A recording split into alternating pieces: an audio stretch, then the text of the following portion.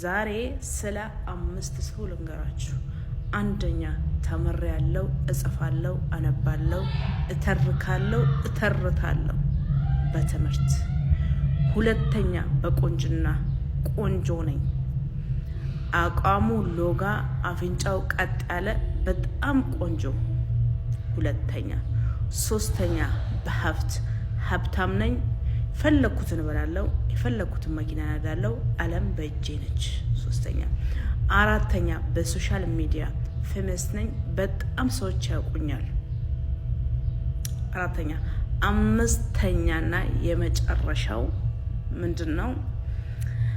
ታዋቂ ነኝ ወይ ደግሞ ጀግና ነኝ። እሰድባለሁ፣ እዘልፋለሁ፣ የፈለኩትን ሼኩንም፣ ቄሱንም፣ ትልቁንም፣ ትንሹንም፣ አዳማጪውንም ተዳማጪውንም በአንድ ምላስ አፋሲሰዋለሁ የምትሉ ሰዎች ማለት ነው። አንድ ነገር ጠይቃችሁ፣ እኔ ደግሞ እንደምትኖሩ አውቃችሁ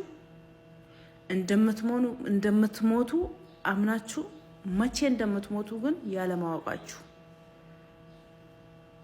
ለዚህ እኔም እናንተም አንድ ናችሁ፣ አንድ ነው ማለት ነው።